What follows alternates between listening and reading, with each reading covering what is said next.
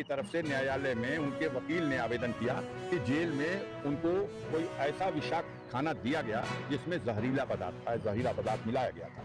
Banda jail में बंद पूर्वांचल के माफिया डॉन मुख्तार अंसारी की तबीयत बिगड़ गई है। सोमवार की रात घबराहट, बेचैनी और पेट में दर्द की शिकायत के बाद मुख्तार अंसारी को बांदा मेडिकल कॉलेज आईसीयू में भर्ती कराया गया है।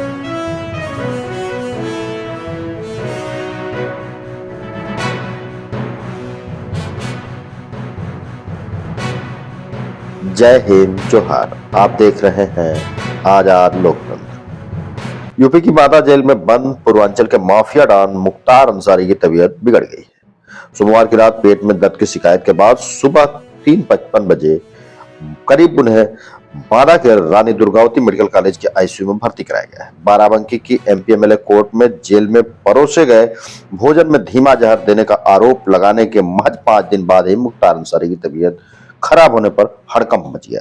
मुख्तार के स्वास्थ्य की सभी जांचें करा ली गई हैं। उनकी हालत स्थिर बताई जा रही है। मुख्तार अंसारी की तबीयत खराब होने की सूचना पर उनके भाई और गाजीपुर के सांसद अफजाल अंसारी बांदा जेल के लिए रवाना हो गए हैं। एक वरिष्ठ पुलिस अधिकारी ने बताया कि मुख्तार अंसारी जिस आईसीयू में भर्ती है, पुलिस ने उनके आसपास सुरक्षा का इंतजाम कर रखा है। बांदा मेडिकल कॉलेज द्वारा सुबह 8 बजे जारी मेडिकल बुलेटिन के अनुसार जेल में बंद मुख्तार अंसारी पिछले 4-5 दिनों से कब्ज से परेशान थे। सोमवार की रात में पेट में दर्द की शिकायत हुई। सुबह 3:55 पर बांदा जेल से उन्हें मेडिकल कॉलेज लाया गया, जहां मुख्तार अंसारी की सभी मेडिकल जांचें कराई गई। मुख्तार की हालत स्थिर बताई जा रही है। इलाज जारी है। जेल एवं सुधार सेवा प्रशासन के अधिकारियों ने इस बारे में कोई आधिकारिक बयान देने से बचा है। बता दें कि मुख्तार अंसारी की सुरक्षा में लापरवाही को लेकर 2 दिन पहले ही एक जेलर और 2 डिप्टी जेलर को सस्पेंड किया गया। कार्रवाई हुई। बांदा जेल में बंद मुख्तार अंसारी को महज 18 महीने में ही 8 मुकदमों में कोर्ट ने सजा सुनाई।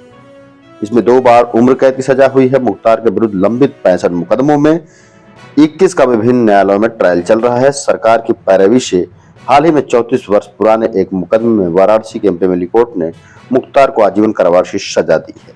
यह मामला फर्जी शस्त्र लाइसेंस से संबंधित है। 2 दिन पहले ही बांदा जेल में बंद माफिया मुख्तार अंसारी को ले जाने और ले आने में लापरवाही बरतने वाले बांदा मंडल कारागार में तैनात जेलर और 2 डिप्टी जेलर को निलंबित किया गया था। 2 मार्च को डीआईजी जेल प्रशासन ने यहां कारागार का औचक निरीक्षण किया था। उन्होंने अपनी रिपोर्ट शासन को सौंपी थी। उनकी रिपोर्ट के आधार पर डीजी जेल एसएन सावत ने jailer Yogesh Kumar, deputy jailer Rajesh Kumar और अरविंद कुमार को सस्पेंड कर दिया। मुख्तार अंसारी को पंजाब के रोपड़ जेल से कड़ी सुरक्षा के बीच 7 अप्रैल 2021 को बांदा मंडल कारागार में शिफ्ट किया गया था।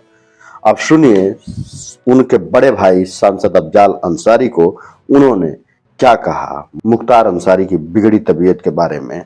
सुने पूरा। की तरफ से न्यायालय में उनके वकील ने आवेदन किया कि जेल में उनको कोई ऐसा विषाक्त खाना दिया गया जिसमें जहरीला पदार्थ मिलाया गया था। इससे उनकी तबीयत खराब हुई, हालत खराब थी। अपने जो वर्चुअल पेशी पे वो आते थे कोर्ट के, उस पे भी पिछले 2-3 दिनों से तो नहीं आ सके। उनके जगह पे जब जेलर खड़ा हो रहा है तो वो कहता है कि नहीं, वो अस्वस्थ है इसलिए नहीं आ रहे हैं।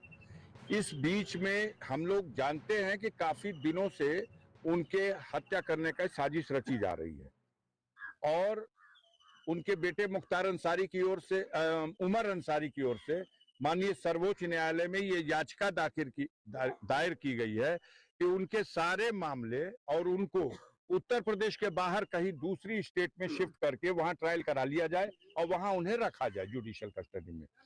अब उत्तर प्रदेश सरकार को नोटिस जारी हो चुकी है, उसमें कोई डेट भी फिक्स है, उसकी सुनवाई अभी चल रही है और इधर इन लोगों ने देखा कि ऐसा ना हो कि कोई माननीय सर्वोच्च न्यायालय से आदेश ऐसा हो जाए, तो इस तरह का भी षड्यंत्र किया गया।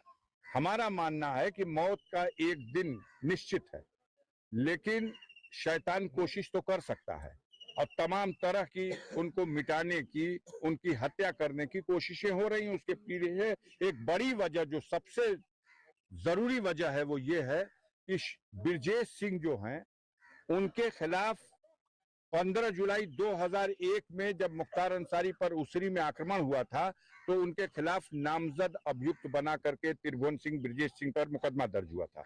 उसमें गवाही चल रही है। तो हालत खराब ये है कि मुख्तार अंसारी कोर्ट में गवाही जब करेगा तो सजा निश्चित है। उसमें 5-6 गवाह गवाही कर चुके, तो उससे पहले कि उनकी गवाही हो जाए, उनके साथ कोई अनहोनी घटना हो जाए, ये प्रयास, ये षड्यंत्र, ये साजिश सरकार और अपराधियों की मिली जुली हिकमत के साथ उनके अधिकारियों के संरक्षण में ये सब अंजाम देने का प्रयास चल रहा है। हम लोग कानून के रास्ते से इसमें जो उनकी सुरक्षा के लिए हो सकता है वो कर